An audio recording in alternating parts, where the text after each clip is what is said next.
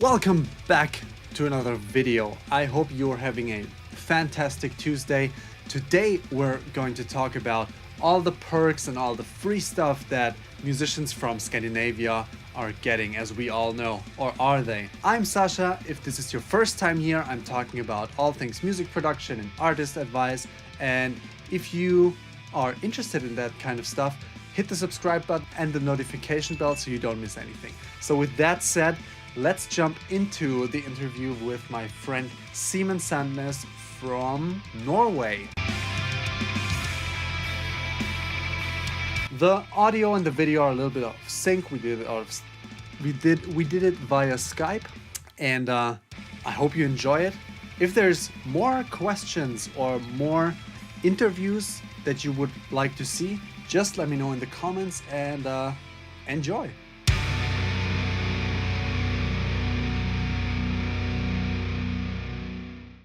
Yeah. And yourself? It's quite sunny here today. I'm doing really well, man. I'm a little bit tired today, but I went to bed at like 3 a.m.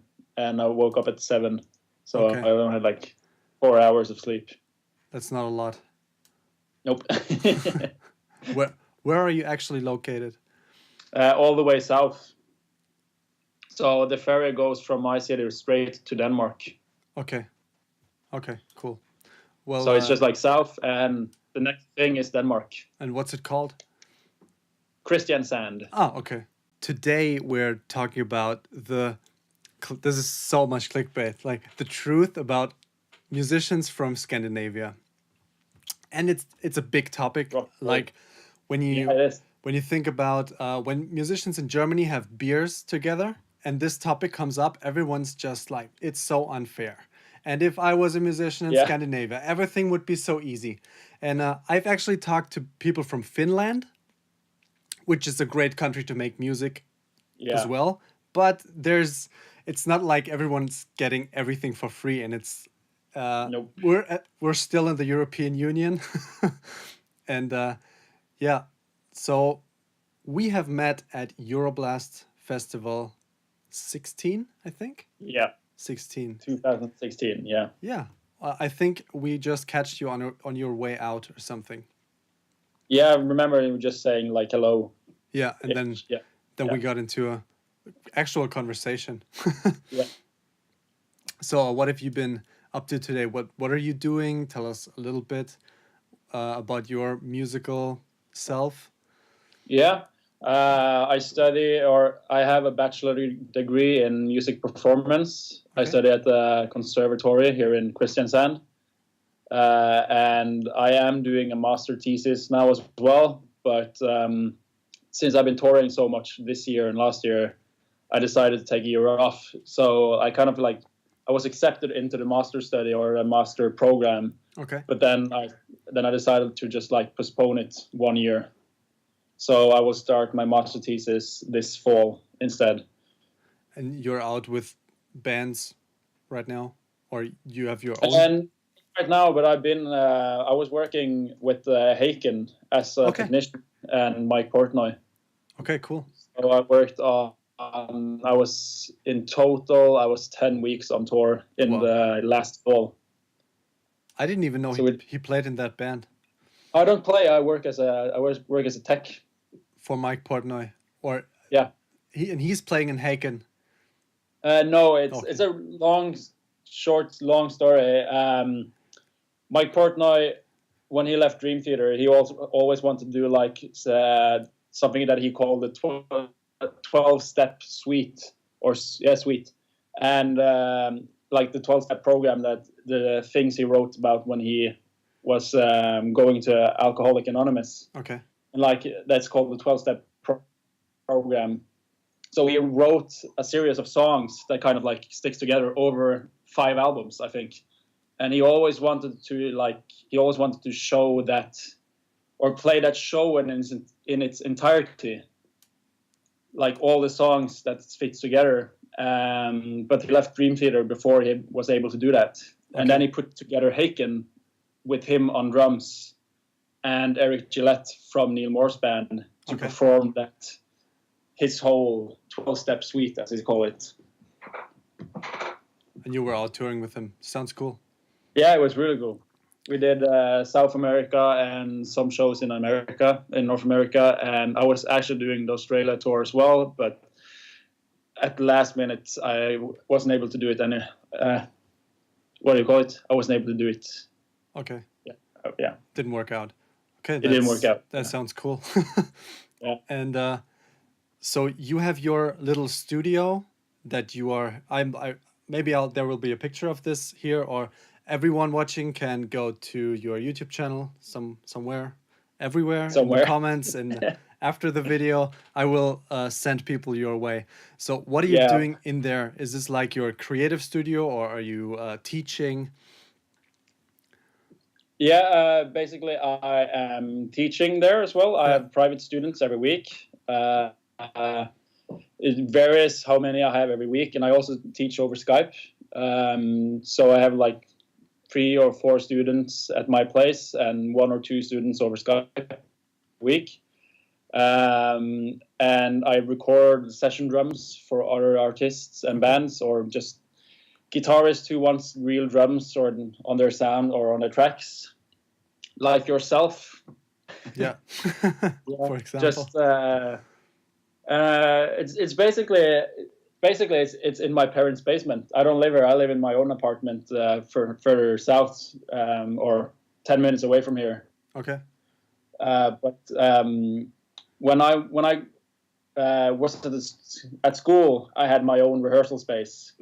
But now that I'm not I'm not a student anymore. Okay. I didn't have a space, and I was actually renting a studio. But then I decided that it's much cheaper to just use my parents' basement and work that out, and like build curtains and soundproof it more and make it record. So there's the first myth, for example. You do not get rehearsal space for free. Not at all. It's so expensive. You have no idea how expensive it is. But that's not just in Norway, I think. No. Or it's Sweden and Finland, I think, as well. You have to pay for rehearsal space. Yeah, it's extremely expensive as well. I remember one of the first bands I played in, like professionally. Okay. We rented we were 4 bands renting one space on like 5 or 6 square meters, and I think we paid like €1,000 each month. Wow. And like splitted that on 4 bands. That's but insane. it wasn't a lot to like on each member. It wasn't a lot, but it's like €1,000 for 5. I think it was 5 or 6 square meters. It's like nothing. So it was so expensive, and that was one of the cheapest and one of the best places we were. It was just like stupid. And that was in your town? That was in my town, yeah. Okay. It was just stupid, and that's why the studio I was supposed to rent was it's like €500 each month. But doing that €500 each month alone just to have some place to record drums and practice it's too much when I can have it for free at my parents' house.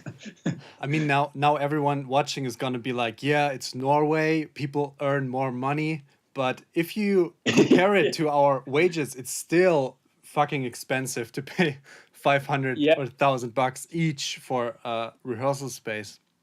It is. That's really weird. Yeah. I know for a fact from other Norwegian bands that there are the state is subsidizing touring bands for certain things, but as much as I know, and that's why we're having this call, you have to be a certain size to get money from the state. And do you know, are there any rules for artists subsidizing stuff?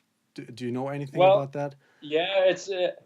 I mean, we have a lot of scholarships. You can call it kind of that. Okay. That we have. You can apply to the government, and like the government handles money to like smaller organization, and then you apply to them to like tour support, recording support, and it necessarily you don't have to be such a big band to get a good amount of money, but you can only do it like once every year. Okay. For instance, when we were with Archetype, my main metal band, when we decided to have Daniel Bergstrand, who has mixed like Meshuggah and In Flames, mix our album, we actually almost had everything covered from like those organizations. Okay. Because we applied to like 4 different organizations, and 2 of them said yes. So we got €2,000 and €500. Which is not a lot for someone like Bergstrand to mix. Exactly. And we applied for like €4,000, but we only got like 2,500. Which, again, we are lucky to have that we can actually do that. But still, we wouldn't be able to have Daniel to mix it if we haven't got that support from those organizations. But as I said, you can only do it once a year, and they only have certain amount of money to deliver out to different artists.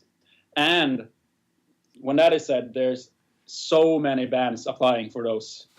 There's like 100 and 200 bands applying for the same amount of money.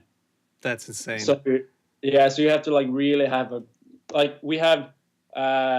we go to classes to learn how to write those what do you call it, like appliance, to learn how to apply for something like that.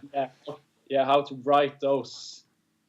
So we go to classes to learn that, just so we can make our band seem much bigger than it actually is.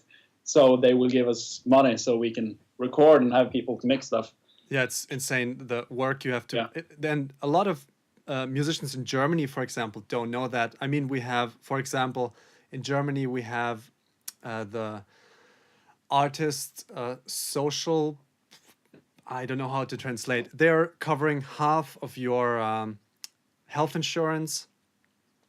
But that's, again, another myth. Like, people get stuff for free. You have to apply for that. You have to have had taken place in a lot of projects before they actually say, you could be a fit. Yeah. And even if you would be a fit, and if you're lying on the streets, starving, almost dying, they won't give you the half off health insurance. Exactly.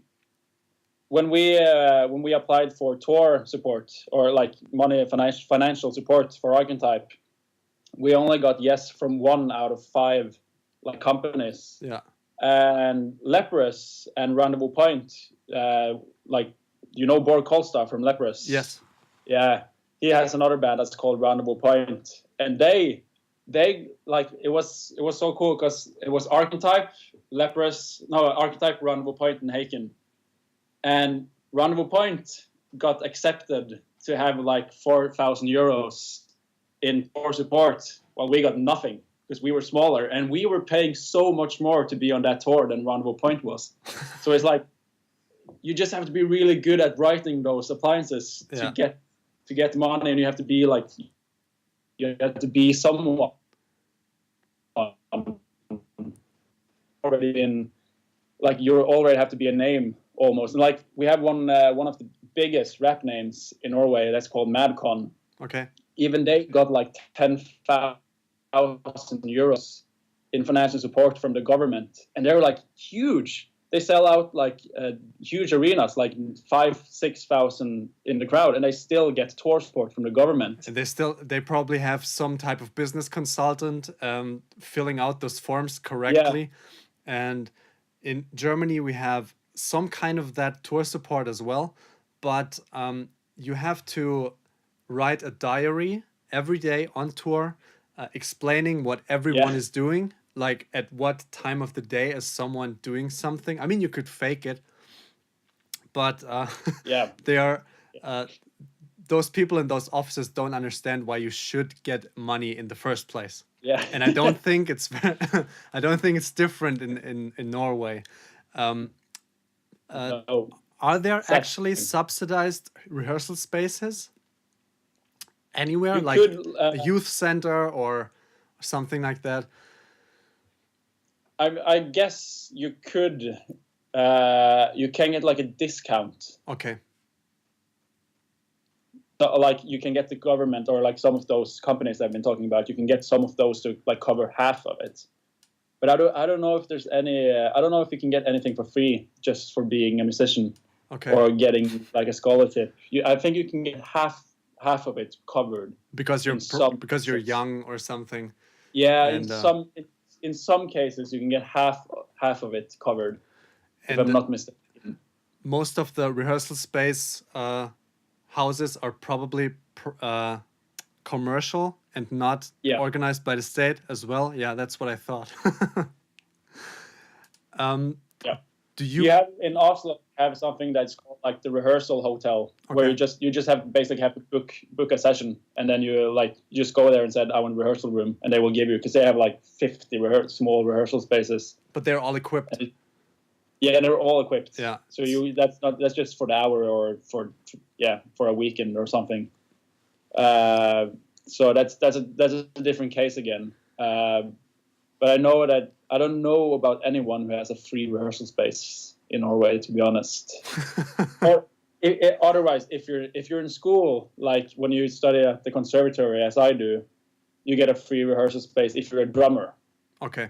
But you have to share with like 2 or 3 other drummers, and like guitarists have their own like guitar room, but you have to share with 10 other guitarists. So it's like first guy to book it every day. Yeah, so you have to book it in advance and to get the get the space. Maximum 3 hours. Yeah. So it's like a lot of rules and et cetera, et cetera. So yeah, that's all. Like if you're in a school, you will have a free rehearsal space, but then again, you have to have a student loan, et cetera, et cetera. So it's not free. No, yeah, no, nothing. Even though the education is free, but yeah, nothing is really free. Nope, it is not. Yeah, that's pretty interesting, because so many rumors and shit talk about around all of that. And then, I mean, if Leprous or whoever Madcon is getting 10K for one tour support, it's just once. Like they don't live, like the rest of the money doesn't make up. It's just 10,000 euros less in expenses, but you still would have expenses. Exactly. And, I mean, I honestly think that all the people in Scandinavia would still make music even without a potential financial support that you have to apply for. Of course, you would still be playing drums, or Bart Kolstad would still play in 70,000 bands. Yeah. For example. Exactly. And they would still fly in a sound guy from Europe. Yeah. Yeah. Cool. I mean, Bård lives only off touring and playing drums, but he has to be in so many bands. Yeah. And so many different stuff to make it go around. For anyone wondering, Bart Kolstad is the drummer of Leprous, and I think Gal's band. No, not anymore. Not anymore. That's a really good friend of mine that has taken over. Me and Bård. It's so funny because me, Bård, and the new drummer for what is it? Gal. Yeah. We have all been to the same conservatory, and we're all really close friends.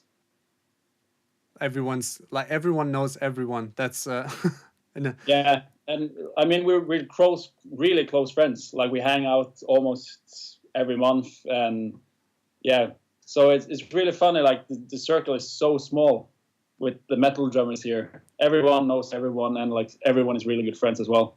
Yeah, I have to get back up there somehow. I really liked all the experiences in Norway so far. Well. Yeah. Except the beer is fucking expensive. Everything is expensive. The first time I was, what was it?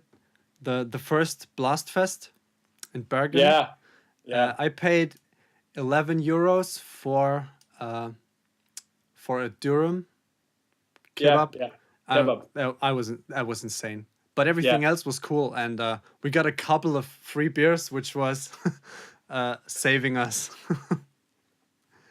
Yeah, that's how it is in Norway. You just have to have those free beers, otherwise it's impossible to get drunk. It's impossible. Too expensive. I mean, it's not even the drinking. It's impossible to eat.